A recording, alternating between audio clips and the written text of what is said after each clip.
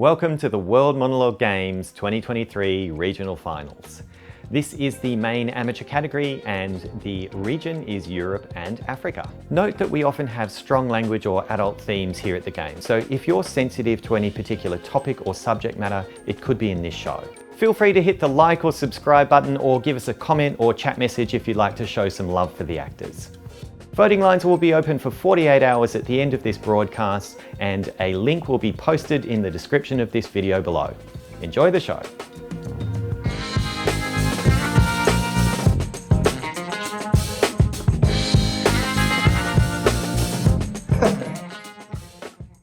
Men were born to suffer, ain't it? Men are not supposed to cry. Men are not supposed to scream. But you already know the answer. It's a rhetorical one, right? And funny enough, nature doesn't take weak men lightly.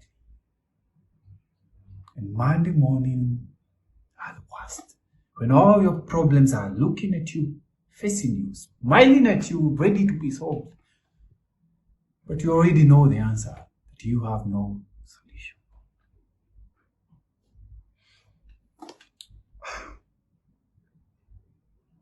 I'm afraid I'm almost giving up. My heart is torn. My mind is worn up. Kuna siku katajipa kweli? Is there a day when I will wake up successful?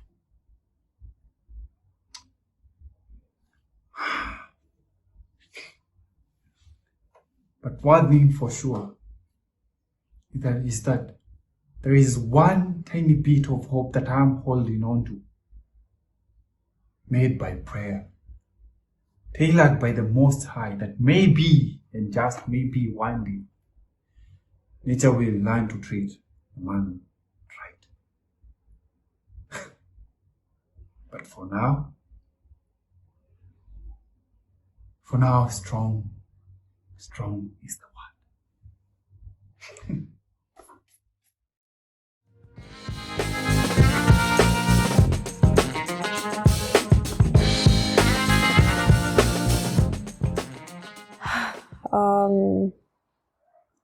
Before my brother was born, I was pretty confident that we'd look and act exactly the same. The only difference being that he'd be a boy. And after he was born, I realized that that's not really the case. When I was 1, I was already reciting poems.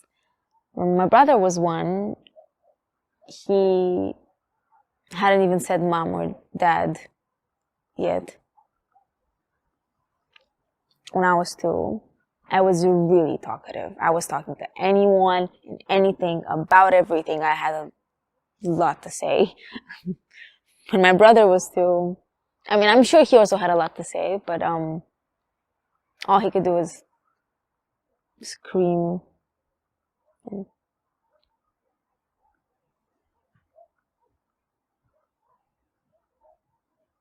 when I was 3, I first learned the word astronaut, and I started going around telling everybody that I'm going to be an astronaut when I grow up. And when my brother was 3, he was diagnosed with autism. The hardest part about it was that I never really knew how to be his friend. You know, I mean, what he liked or didn't like. Because he never knew how to tell me. Now he knows how to tell me. Now that he grew older, what he likes or doesn't like. I mean, me and everybody else. He's really smart. I mean, basically the smartest person I've ever met. I think I learned more from him than I did from anyone in my life. And he's also a really good friend. Yeah. He never forgets that he's the friend that gets to stay up at my house forever. Even though I sometimes do. So, yeah.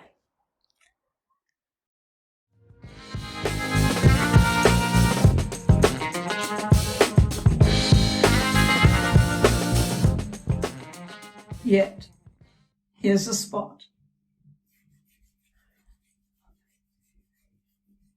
Out, damned spot. Out, I say. 1, 2. Then 'tis time to do it. Hell is murky. By, my lord, by. A soldier and afeard? What need we fear who knows it, when none can call our power to account? Yet, who would have thought the old man to have had so much blood in him?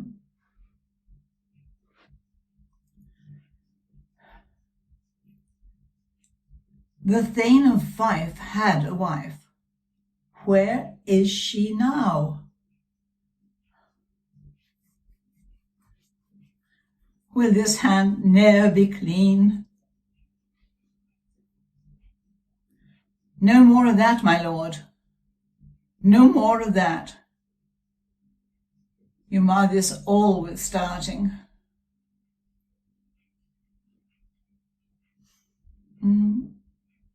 There's the smell of the blood still. All the perfumes of Arabia cannot sweeten this little hand. Oh, oh.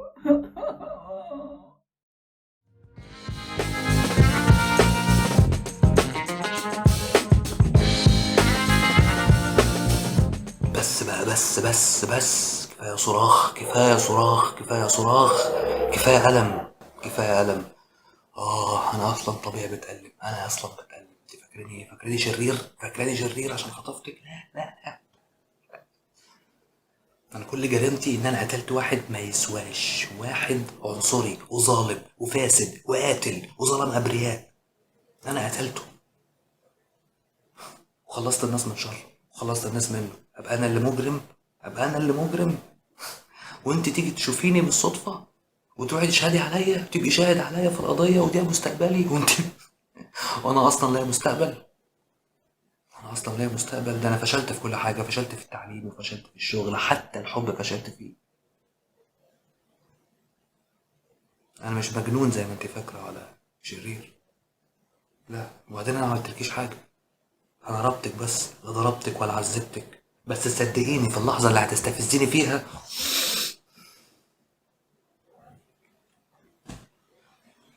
أنا مش بلاش البصة دي، بلاش بصة الاحتقار دي، بلاش بصة إن أنا مجنون. لا، أنا مش مجنون ومش حقير.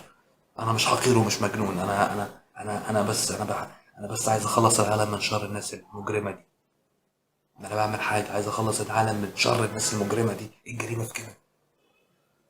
ما بحبش الناس المتجبرة في الأرض، ولو كل واحد حاسس بالضياع ولا فاشل قتل الناس دي، العالم كله هيعيش في مدينة أفلاطونية، هنبقى عايشين في الجنة.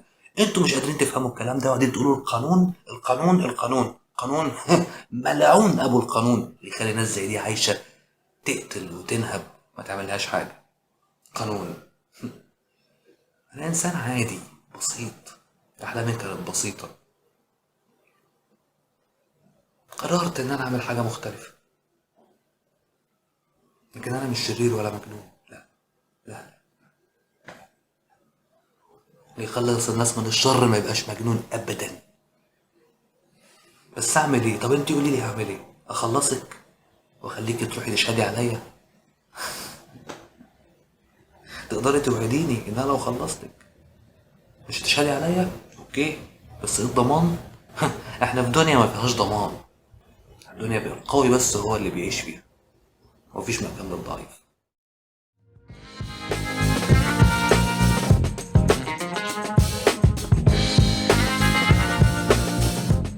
Just once, I would like to see you clean out the refrigerator, man. Unbelievable. You think you would have some freaking decency. Why do I always have to do it? It's like you don't care. You simply don't care if we have people over and they look into our fridge. It's disgusting. just once, I would like to see you clean out the fridge. You're the one who spills the ice through the soda. You're the one who loves to keep food wrapped up until it becomes moldy. Are you waiting for it to get up and walk with stuff out the fridge? Are you really? Am I the only one responsible enough to take a minute out of my day and clean up once in a while? What is this? Look at this stuff, man. Some leftover mac and cheese that has been here since 3 mac and cheeses ago. No wonder we don't have any bowls or dishes. No wonder. What's this? What's this, man?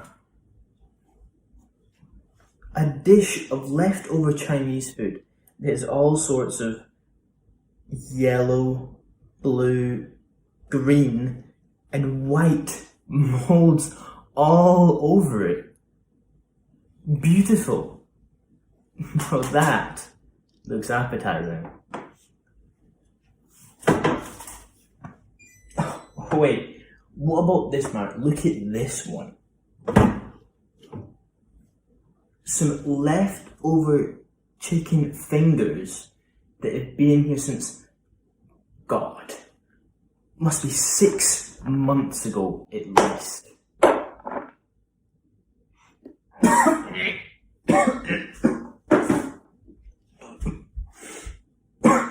You have to be kidding me, right? I'm not cleaning it up this time. You can. You can actually clean it out, actually scrub the inside of the refrigerator from God only knows what else.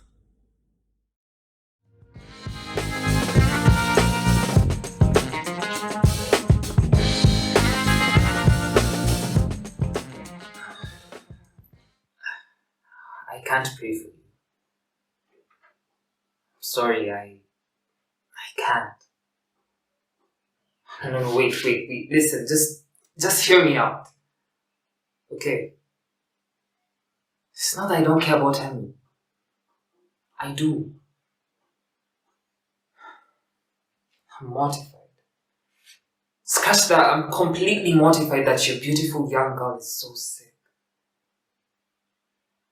Yes, dying. I know.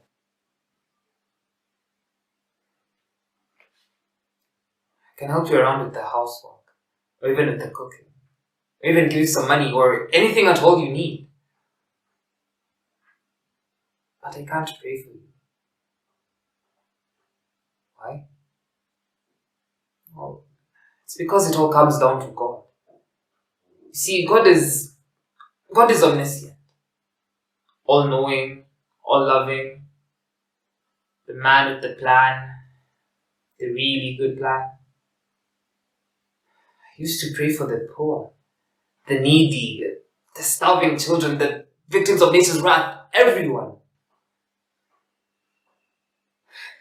But then I realized God knows. He knows everything. I'm not giving him any new information and I tell him people are dying, God, they need your help, they'll die if you don't intervene. If I came up to God right now and told him, please God, don't let Emmy die, she's only 6. Don't let her die of leukemia, dear God. You know what I'm actually saying? I'm actually telling God that he screwed up. That he shouldn't have given cancer to a child. You know, that he's the supreme being and everything, but out of everything that he's done, he's fucked up this one in particular.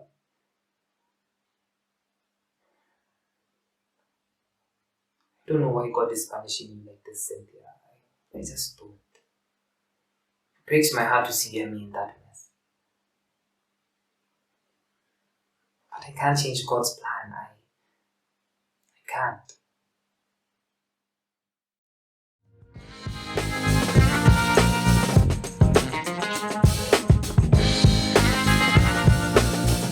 Hard to seem one, but I was one, my lord. From the first glance that ever, pardon me, if I confess much, you will play the tyrant. My thoughts were like unbridled children growing too headstrong for their mother. See? We fools. Why have I blabbed? Who shall be true to us when we are so in secret to ourselves? But though I loved you well, I wooed you not. And yet in good faith I wished myself a man, or that we women had men's privilege of speaking first. Sweet, bid me hold my tongue, for in this rapture I shall surely speak the thing I shall repent. See? See? Your silence, cunning in dumbness, for my weakness draws my very soul of counsel. Stop my mouth.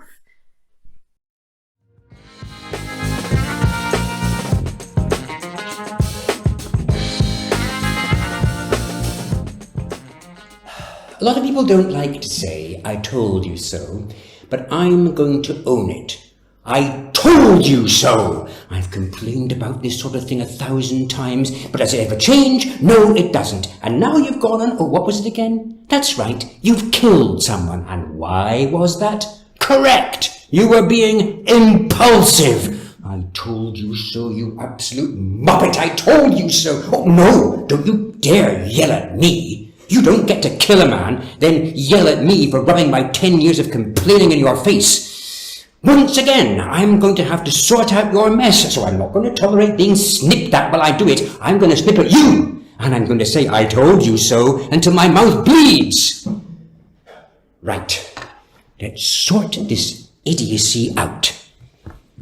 You killed Mr. Singh in the office, and then what? Came straight here? Well, what does tried to deal with the body mean?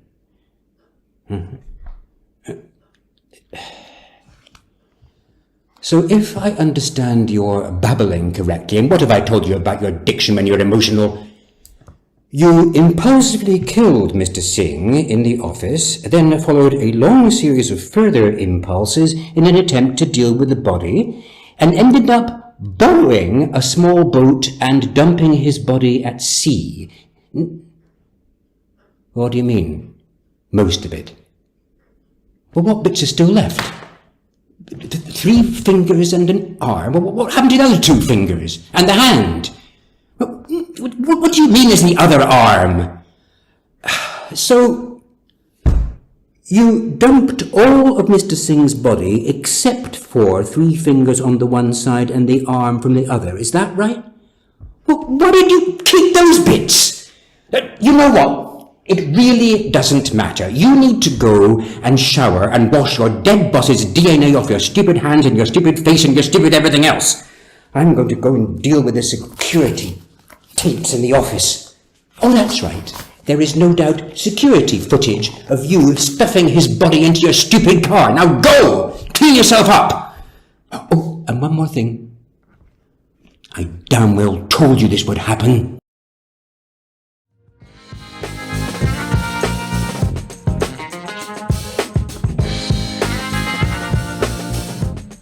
So I'm being put on report because I didn't do things by the book. You can't be serious, sir.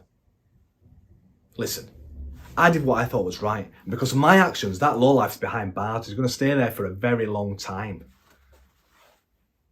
I know I didn't do things perfectly, and yeah, I cut a few corners, but I didn't break any laws. You've read my report. This case is watertight. The CPS have said so too, and they're going for the strongest sentence possible. That's life imprisonment for crimes like this, sir. Our evil little friend will be off the streets for at least 25 years. I'd call that a great result. Now, if that ain't good enough policing for you, sir, I don't know what is. Look, I'm a detective, and we both know I'm the best you've got. I solve the crime that puts scum behind bars.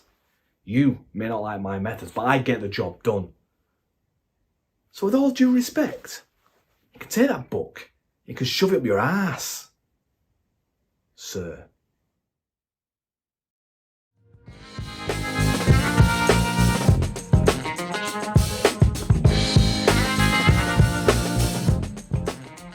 Did you know? Did you know?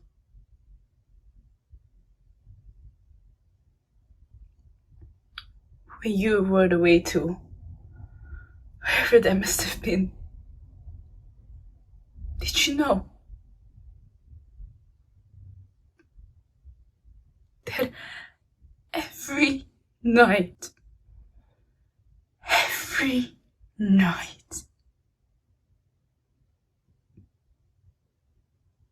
you would cut me, you would beat me?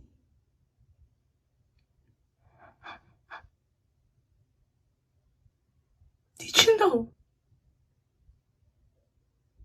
Because you aren't a fool, and we both know that. So, I want an honest answer. Did you know?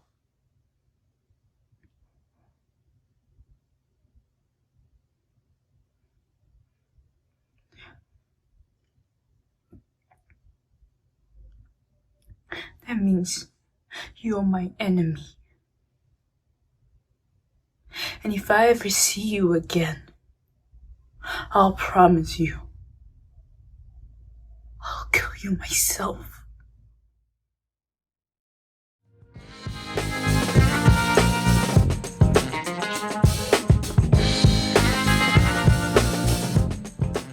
It's a strange thing, don't you think? To be older than she was. 32 years on and here we are. I wonder what she'd have to say. There is one thing I've always regretted. It's silly, I know, but still. It was putting her on that coach on that Saturday. We'd had such a great week. Wandering along the Thames, looking around all the university buildings. She knew so much. It was like having my own personal tour guide. It was fascinating. That's where Henry VIII lived. That's the palace that Hitler wanted for himself. This is where Lewis Carroll wrote. That's a souvenir shop now. But it was a nice little coffee house back then. And she loved it. Maybe it's all rose tinted, but still it was just perfect, you know?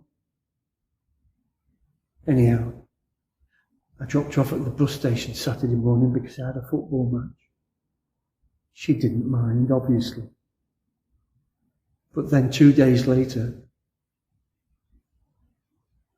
and I know it's daft, but I can't help thinking I should have driven her home. I have ever since. We'd spent this whole wonderful week together, and now I can't help but think we could have had a couple more hours.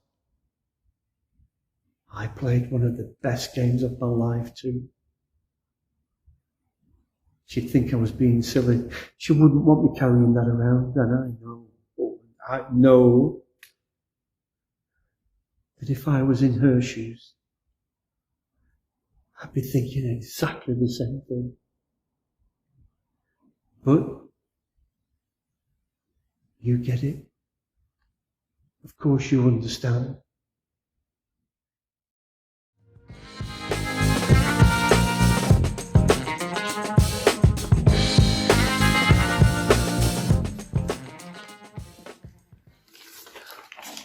You're screaming, Billy. You really are screaming this time. Oh, don't give me that look like I'm being dramatic. When you said you'd do this, I didn't think for a second that this was a placeholder commitment. Oh yeah, sure, I wanna be involved. Count me in 1,000,000%. Oh, yeah, wait, sorry. More like 960,000% because the tennis is on. And a friend of a friend of a friend invited me to watch it at a pub. No, you don't get to talk. Because I'm not done. You need to understand the impact of this change of mind bullshit you sprung. You agreed to do this with me. So straight away booked the bus, the accommodation, my time. I bought the food. I said no to 3 different shifts at work, which now have gone to 3 different people. Do you know how much this sets me back? $1,500. Do you want to pay me that?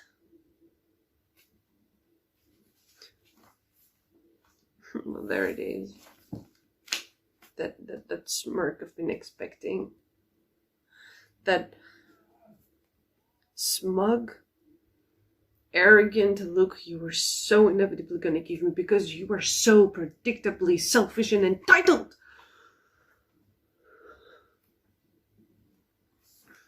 I can't have a friend like you anymore, Billy. No more disappointments, no more one-sided relationship. It breaks my heart, but we're done. You think you're gonna get away with this because you're all like God. Well, you aren't. Mom and Mike are gonna take me back. When they find out that you are the one who stole their van, well, we'll find out which of the kids they don't want to talk to.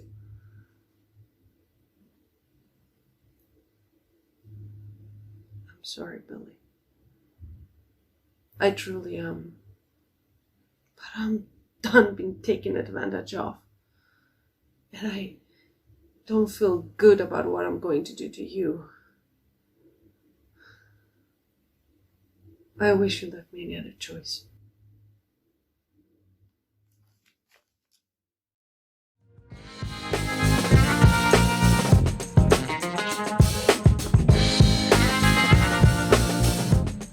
You know what? I thought you were right when you said that I was the one who had issues. But now I see that it wasn't me who had issues. It was you. And you projected them onto me the whole time. I didn't have issues. I was in 100%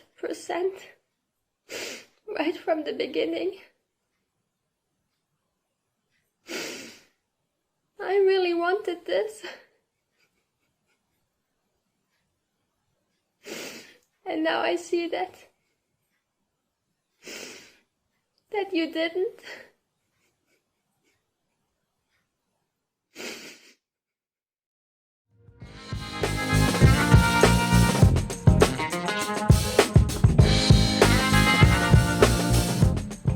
There's something calming about accidents, injuries, and humiliation in the middle of the night. Makes you appreciate being on a comfy futon with nothing collapsing on top of you. There's always tons of laughter. You get that little serotonin kick from seeing people laughing at their friends and at themselves. And that was the epiphany. Fails make people happy. The observers, the failures, they all laugh, always. Well, not quite always, as it turns out. I was at the bus stop, and 3 buses went straight through without stopping. Everyone there was going out of their minds. Angry huffs and puffs and all that. So I walked up to the granny with the walking frame, and whoosh! Shoved her right over. I mean, it was pretty objectively funny. Her body was rigidly fixed in one position as she slowly tipped over. She rolled up into a little arc because of her hunched back, and her walker went flying into the air. I was pissing myself. Everyone else not so much. I guess there's a subtle but important difference between an accident and casual violence. I went to grab some lunch while I mulled this over, wondering if I could find another way to make people laugh. As luck would have it, the answer came to me pretty much straight away. It had to be an accident. See, I was in the food court, and there was a different granny there, gripping the edge of a table and shuffling around to get in front of a chair. Bingo. I walked up and subtly pushed the chair away with my leg while I was pretending to check TikTok. Slipped away quietly and turned to watch. Epic granny fail! Oh, that was classic. She sat right down on nothing and even pulled a Big Mac and fries on top of herself as she went down.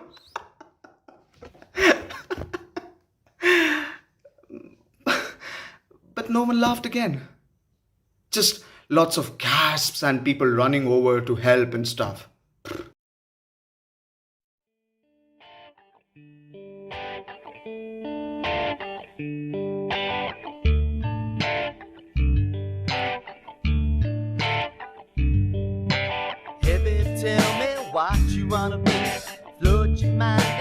I hope you enjoyed the show. If you would like to help select who goes through to the global finals, you can do so by voting. We're about to publish a link to the voting form in the description of this video below, and voting lines are open for 48 hours from the end of the broadcast. You must select exactly 2 performances, not just one, and please note that you're not allowed to vote more than once per show. Thanks for tuning in. Head to worldmonologuegames.com/watch if you'd like to check out more of our events. See you next time.